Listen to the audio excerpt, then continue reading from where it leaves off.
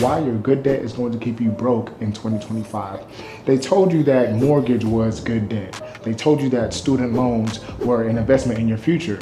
Well, they lied. Well, not exactly, but just forgot to mention their definition of good and what your definition of good actually means, and the fact that it's completely different. Here's what nobody wants to admit. The whole good debt versus bad debt thing was invented by people selling debt.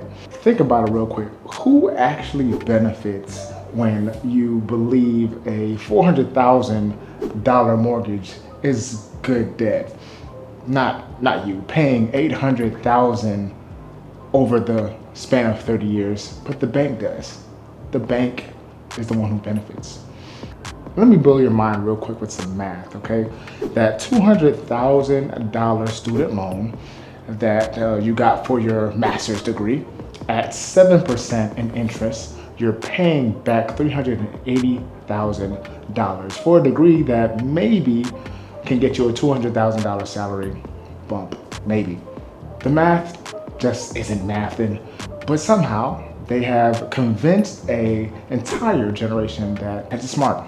There's a guy out there named Marcus. He's a software engineer, makes $150,000 a year, has a mortgage, car payment, still paying student loans, lives paycheck to paycheck.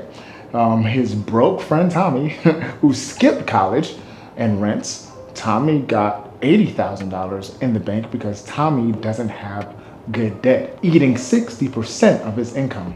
The real kicker is we have been conditioned to think leverage is how you build wealth. Use other people's money, they say, but when rates were at zero, that made sense. But at today's rates, you're just making banks rich. Here's what actually happens with good debt. You get the mortgage because renting is throwing away your money. So now you're stuck in one place. You can't take that job that's across the country. It's hard for you to downsize when times get tough. The house that you own really owns you, unfortunately. And let's not get started about student loans. Student loans are even worse because at least with a house, you can sell it. But with student loans, you can't. You can't sell your degree back, right? You get the degree, you can't sell it back. So it's tough. And let's be real here. With degrees, a lot of y'all aren't even working in the field that you got your degree in. You're paying for knowledge that you probably could have got on YouTube, especially in this day and age. But here's what really gets me is the opportunity cost. Every dollar is going to debt payment is a dollar not invested.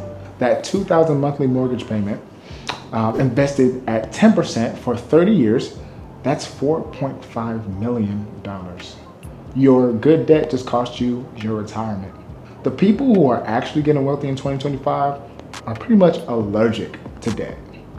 They're buying cars with cash. They're renting till they can buy a house outright. They're learning skills online instead of financing degrees. And the extremely wealthy people, they may actually look broke. They dress broke because they're not trying to finance a lifestyle. They don't need to wear all the flashy things because they'd rather put their money into something that actually builds and will bring them back money later on. So instead of buying the $5 million car, they're gonna buy a regular car, and then because they know that cars depreciate, they're gonna actually put that money into a stock or we won't get into that, but their network is through the roof regardless of how they're looking. And I'm not saying never take debt, because at some point in time, you may have to take an investment risk and you may have to use your credit card at some point, but make that using of the credit card worth it. And I'm not saying to just completely stop calling it good debt, because there really is good debt out there. But what I am saying, debt is debt, hands down. It's someone else owning a piece of your future income. Think about it like that. Want to know what's really good though is owning your stuff outright, keeping your money, having options, being able to quit your soul crushing job because you don't have any payments. That's wealth. Being able to maneuver how you want to, that's wealth. Everything else is just making someone else more wealthy, actually. And the system wants you to be in debt, not just America, not just Europe, but everywhere. Like the systems, how the financial systems, how they laid out, it's for the lower class and the middle class to be in debt, unfortunately.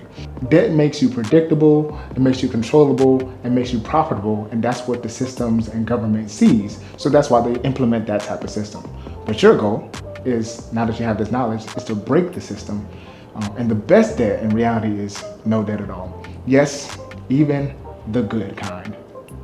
Peace.